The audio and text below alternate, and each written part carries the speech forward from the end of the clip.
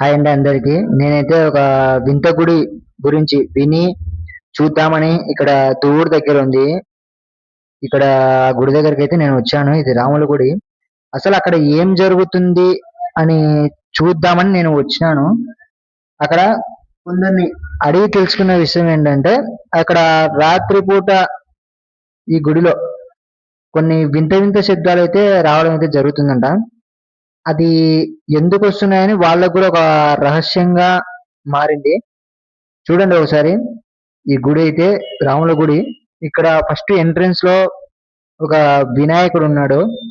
ఇక్కడ వచ్చేసి వినాయకుని గుడి అయితే నేను చూపిస్తాను, మీరు చూడండి. పక్కనే మళ్ళీ ఆంజనేయ స్వామి కూడా ఒక కోనేరు ఉంది. చూడండి, ఇక్కడ వినాయకుని అయితే గుడి చూపిస్తాను. లోపలైతే వినాయకుడు ఉన్నాడు, లాక్ చేశారు ఇక్కడైతే. దీని బ్యాక్ సైడ్ కొంచెం ముందుకి ఇట్లా నేను చూపిస్తాను మీకైతే.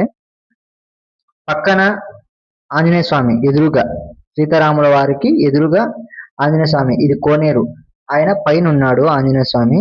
ఇక్కడ ఒక వింతగా శబ్దాలు వస్తున్నాయి రాత్రి అయ్యేసరికి. అది దేనికి వస్తున్నాయి అనేది ఒక రహస్యంగా మారింది. అందులోనూ ఒక కొన్ని పాదముద్రలు కూడా ఆ నైట్ టైంలో గంటలు మోగడం, ఇంత ఇంత శబ్దాలు రావడం అయితే జరుగుతుంది. పదండి ఫస్ట్ గుడి దగ్గరికి అయితే చూపిస్తాను మీకు ఒకసారి. ఇక్కడ పక్కనే ఆంజనేయ స్వామి ఉన్నాడు, చూపిస్తా చూడండి ఒకసారి. కోనేరు, కోనేరు పైన ఆంజనేయ స్వామి అయితే ఉన్నాడు. ఒక పిల్లర్ వేసి అయితే కట్టారు అక్కడ.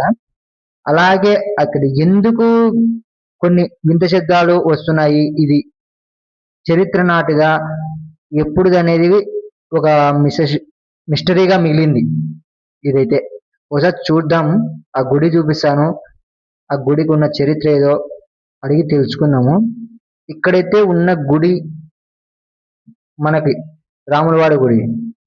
చూడండి ఒకసారి, నేను గుడి అయితే చూపిస్తాను మీకు. అక్కడ గుడి దగ్గరికి పోదాం మనమైతే, చూద్దాం పదండి.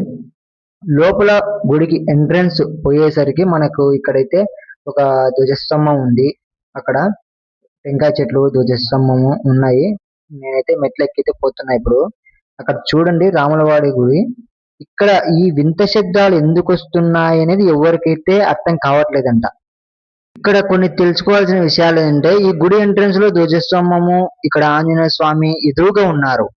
ఇక్కడ చూడండి ఒకసారి, నేను ఆంజనేయ స్వామిని కూడా చూపిస్తాను. ఇక్కడ చిన్న గుడి ఉంది. ఆయనకి ఆంజనేయ స్వామికి ప్రత్యేకంగా గుడి కట్టించారు. సీతారాముల వారికి ఎదురుగా ఉన్నారు ఆయన ఆంజనేయ స్వామి అయితే. చూపిస్తాను చూడండి ఒకసారి. ఈ వింతలో కూడా ఆంజనేయ స్వామికి కూడా భాగం ఉందా, ఈ ఒక రహస్యం అనేది నాకు మిస్టరీగా మిగిలిపోతుంది ఇక్కడ ఉన్న ఊరి ప్రజలకు.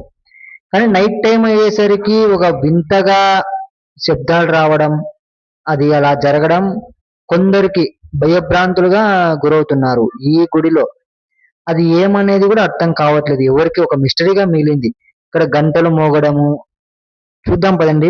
ఇక్కడ బయట గంటలు మోగుతున్నాయి. ఇంకోటి ఏంటంటే, లోపల సీతారాముల వారు ఉన్నారు వాళ్ళు.